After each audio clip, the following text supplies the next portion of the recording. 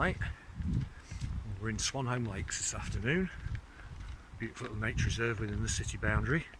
It's a strange place. It's completely surrounded by housing and industry, and you can maybe hear some guy with a pneumatic drill off behind me on the housing estate, maybe digging the road up or something. But once you get into the middle of the nature reserve, you can forget all that. It's really quite beautiful. Anyway, yesterday was far too wet, and all the plans I had for going out and photographing big stormy skies came to nothing because they were just leaden grey and rubbish. But it's a bit better today. Lots of variation in the clouds. It's a little bit overcast at the moment, but the sun's trying to break through. There's loads of colour here, as you can see. Lovely little path winding onto the reserve. So I think I'll probably be shooting lots of mushrooms and fungi today, so I've already seen some on the way in. And I'll be sort of looking and hopefully talking about composition as well, because there's lots of leading lines through the trees here, little paths, windy paths and tracks. Some very nice trees, old trees, and some very young trees, lots of silver birches, a lovely colour at this time of year. So yeah, so that's the plan. Stroll around. Yeah, the sun's just come out, right on cue. Composition and mushrooms. That's probably what you'll get today. Anyway, the colours coming out, fantastic. Catch you later. Okay, so this is an interesting place. It's one of my favourite spots in the nature reserve. It's this little avenue of silver birches. It goes between two lakes. It's very pretty at this time of year. The light's not really playing fair, but I'm going to say something controversial now about light. I'm just going to throw this one in. A lot of people say, oh, some light's just useless, it's bad light, I couldn't do anything, the light was bad. There's nothing wrong with the light. There's no such thing as bad light.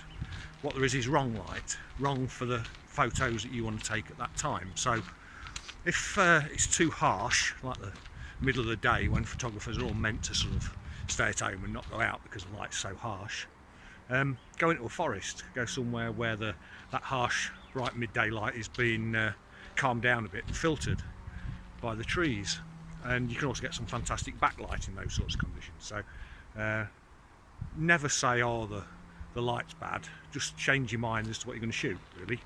Anyway, so I'll say on that. I'll probably go into that a lot more later. Well, here we are in mushroom land. As I expected, there's quite a lot of them, especially the fly agaric, these wonderful red and white spotted ones. They're excellent. You wait for a gnome to come and sit on them. Anyway, I'm squatting down because I've been down at their level. Now, quick hints for photographing mushrooms. First thing, get down to their level. Similar principle as everything really, kids, pets, mushrooms, get down to their level. I like to use a long lens as well, which pretty much naturally creates a shallow depth of field, but you can, if it's very, very bright, you can do that yourself. Shoot with a very wide aperture, which if you're using a long lens gives you a nice shutter speed as well, which is what you need for a long lens. And use that shallow depth of field to create quite an arty photo.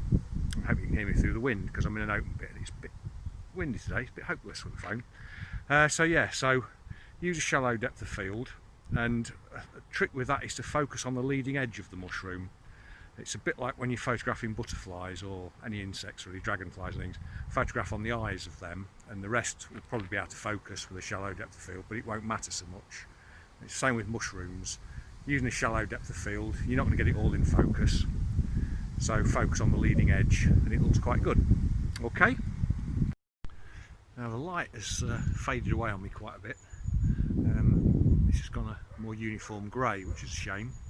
It's absolutely brilliant for photographing the mushrooms. It's exactly what you want, to be honest. You don't want lots of shadows and lots of contrasty light and dark bits. So yeah, so hopefully I've got lots of nice mushroom shots and got very muddy all down the front, laying on the ground to get them.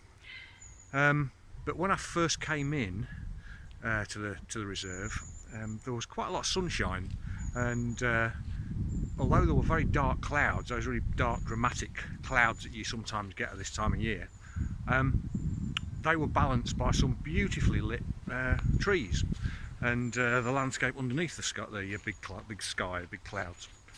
The moment we've still got those clouds, but there's no balance down below.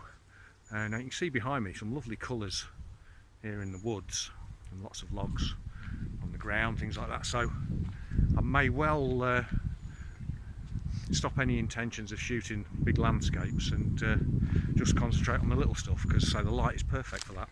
I have tried in a couple of places to get some panoramas, because I think I might be able to make something of the sort of the trees and the small lakes, ponds, and the big skies above them. If I do a big panorama and try and stitch 3 or 4 shots together, that might work better than individual shots where the trees just aren't very well lit and look a bit, well, they don't match with the dramatic skies above them. But we'll see. So compositionally, it's come down more to worrying about the light than actually looking for good composition, to be fair. And my eyes have tended to go down to the ground the last 20 minutes or so to look for the little stuff. But if the light improves, then I'll put my brain back into landscape photography mode again, and maybe we can talk a bit about composition and as I said before, leading lines, balance, rule of thirds, all those rules that you can ignore when it suits you as well. But yeah, we'll probably have a whole session on whole tutorial video on breaking the rules. Well, I think I've pretty well satiated myself on mushrooms and fungi. I've had another go with the bigger landscapes. The sky is still wonderful, lots of textures. Even though it's grey, there's lots of textures in the cloud, but it's very difficult to get a balanced shot with the land and that sky, because the sky, although the clouds are dark, the sky is always a lot brighter than you think, and when the ground isn't lit, that looks incredibly dark against the bright sky, so you lose all the definition in the clouds and you lose all the detail in the trees and the lower stuff as well, even though probably looking behind me everything looks great, wonderful colours, which they are. So what I've tried to do with a few recent ones is to get the sky out of the equation and just shoot the trees, shoot the landscape, including around this pond, some reflections. So that should bring up the colours and in the trees and the landscape in general, while ignoring the sky. Because I say, if I try to draw the sky in at the moment, the trees and the ground is so badly lit that will just look too dark. And I don't want to do too much jiggery pokery in Photoshop. You can darken the sky and you can lighten the ground a little bit, but I want to keep it fairly natural. If I'm going to do any messing around in Photoshop, it will be to bring it up to what I actually saw, rather than a fairyland in my imagination that didn't exist, which some people do, unfortunately. But yeah, I think there's also a bit of rain in the air, so we'll see how we go. Well, heading home now.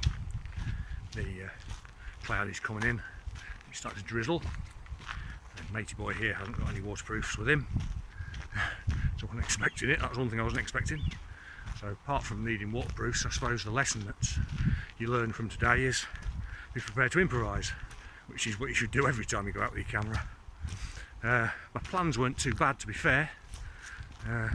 Shoot landscapes with a wide angle lens, and mushrooms and little stuff with a long lens. But the sky in the end pushed me down to the ground, and it was the little stuff in the end.